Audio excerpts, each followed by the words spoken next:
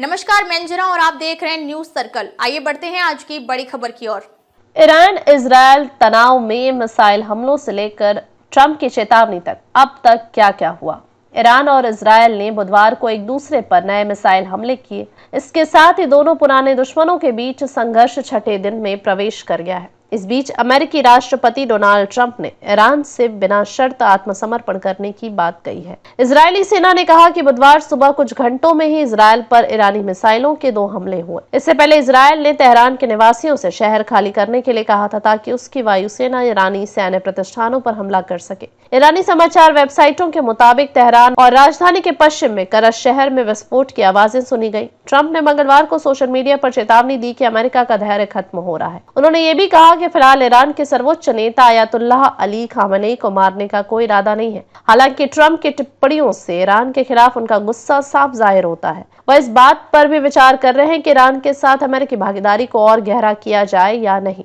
उन्होंने truth social पर Iran के अयातुल्लाह अली खामेनेई का जिक्र करते हुए लिखा, हमें ठीक से पता है कि तथाकथित सर्वोच्च नेता कहां छिपा है। हम उसे खत्म नहीं करने जा रहे, कम से कम अभी तो नहीं। हमारा धैर्य खत्म होता जा रहा है। 3 मिनट बाद ट्रंप ने पोस्ट किया, बिना शर्त आत्मसमर्पण। इस बीच व्हाइट हाउस के एक अधिकारी ने कहा कि ट्रंप ने मंगलवार को फोन पर इजरायल के प्रधानमंत्री बेंजामिन नेतन्याहू से बात की। अमेरिका के करीबी सहयोगी इजरायल और लंबे समय से दुश्मन ईरान के बीच संघर्ष के बारे में ट्रंप के विरोधाभासी और रहस्यमय संदेशों ने संकट के इर्द गिर्द अनिश्चितता को और गहरा कर दिया है। उनकी टिप्पणियों में सैन्य धमकियों से लेकर कूटनीतिक पहल तक शामिल है। व्हाइट हाउस के एक अधिकारी ने यह भी बताया कि ट्रंप ने संघर्ष पर चर्चा करने के लिए मंगलवार दोपहर को अपनी राष्ट्रीय सुरक्षा परिषद के साथ 90 मिनट तक बैठक की। हालांकि ब्रिटेन के नेता कीर स्टारमर में कनाडा में ग्रुप ऑफ 7 नेशंस के शिखर सम्मेलन में बोलते हुए कहा था कि ऐसा कोई संकेत नहीं है कि अमेरिका संघर्ष में शामिल होने वाला है। अमेरिका मध्य पूर्व में और अधिक लड़ाकू विमान तैनात कर रहा है,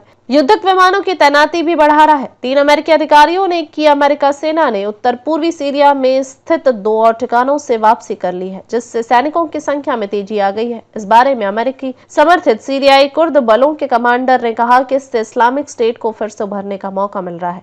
खामेनेई के मुख्य सैन्य और सुरक्षा सलाहकार इजरायली हमलों में मारे गए हैं। इससे उनका आंतरिक घेरा खोखला हो गया है। ऐसे में रणनीतिक त्रुटियों का जोखिम भी बढ़ गया है। बताया गया है कि ईरानी नेताओं को 1979 के इस्लामी क्रांति के बाद से सबसे खतरनाक सुरक्षा उल्लंघन का सामना करना पड़ रहा है।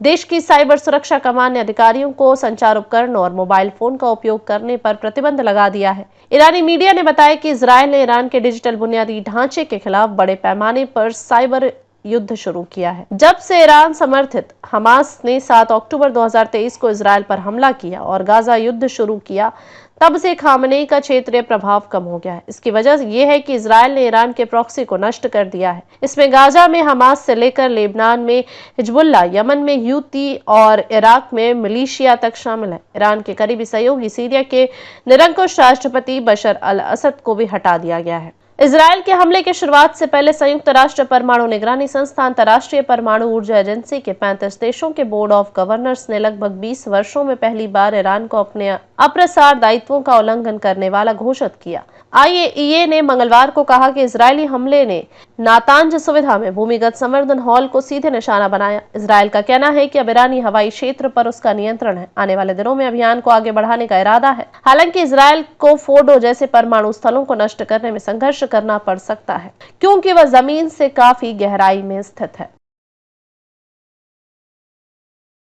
अब तक के लिए बस इतना ही। फिर मिलते हैं एक ऐसे ही बड़ी खबर के साथ। तब तक के लिए नमस्कार और देखते रहिए न्यूज सर्कल।